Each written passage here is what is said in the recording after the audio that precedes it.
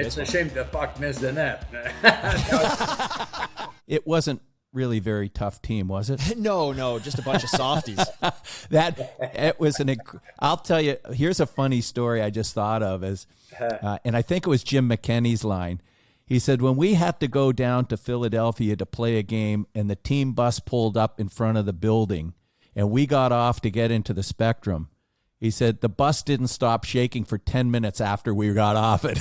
That's amazing. I love that. I mean, I've seen some documentaries about the old, obviously a little bit before my time, but one of the most fascinating teams I think that have existed in the scope of the NHL. Let's wrap up the conversation about specifically playing for that team with a moment, and I think this will bring us into marketing as well. You mentioned Bobby Orr. One of the most interesting things I've ever heard you say, and I've seen the video of this, and I didn't know it until I heard you say it, is that with 4 seconds left in the Stanley Cup Finals, you were kind of counting down the time, looking up at the clock. Let him tell this story. Can you tell the story about how things almost went very sideways? Yeah, well, okay, you have to picture that we had, I believe, 17,007. I think that's what we're holding. But for the last game, I think we had more than that. And we had, I think it was like 10 seconds left in the game. The face-off is in Boston end, okay? And now you can picture everybody standing up. They're all cheering, they're all pumped. The Flyers are going to win the Stanley Cup. So the referee, the linesman drops the puck, and somehow he goes back to Bobby Orr, and he shoots down the ice. And at the same time, I'm looking at the clock, okay? And then all I heard next to me was bang. I mean, bang, they hit the boards behind me, never saw it.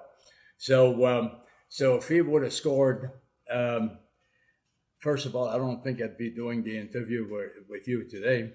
And I don't know if I would still be alive today if it would have scored. So think about this, when you look at life sometimes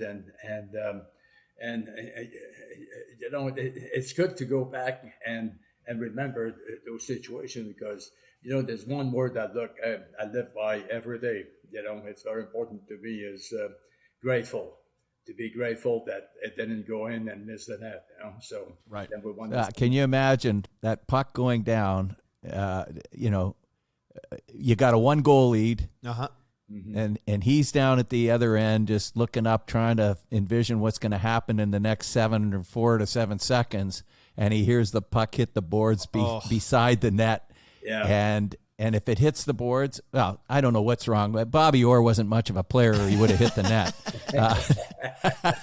But you know what? It's such a great story. And I don't know if how many people know that story. It's something that I feel like, everyone would know it if it actually went in. But Bobby That's Orr, a Bill Buckner. So I was gonna bring this up because that would be another. Bobby Orr's image of the goal is one of the most famous. You talk about marketing and memorabilia, one of the highest selling images of a hockey player of all time. Mm-hmm. It's not like he needs the goal and the other goal, which would have been this case. Now, if that had gone in, you, rather than spending your time signing pictures with your iconic mask and with the Stanley Cup and inscribing Vezina and Conn Smythe winner, would likely have the Bill Buckner treatment of signing a photo of the puck going in the net with you standing there like Bill Buckner. I think Bill Buckner's made more money signing that photo than he ever did playing. Yeah. It's a shame. It's a shame the puck missed the net. Thank you so much for watching this clip of the Sign-Off, a Frameworth Podcast. Just a reminder that we have full episodes of the Sign-Off available wherever you get your podcasts, on iTunes, Stitcher, Spotify, Google Podcasts, and more. Make sure to like and subscribe on whichever platform you use. You can find us on Twitter at Frameworth Sport or on Instagram at Frameworth Sports. And hey, if you're not sick of me yet, you can find me on Twitter at Retrograde Mikey. Finally, feel free to send us emails with your questions you want us to answer on the show, and we may feature you live. You can do that by sending your emails to signoffpod@frameworth.com. Thanks for watching, and we'll see you with a new episode every single Thursday.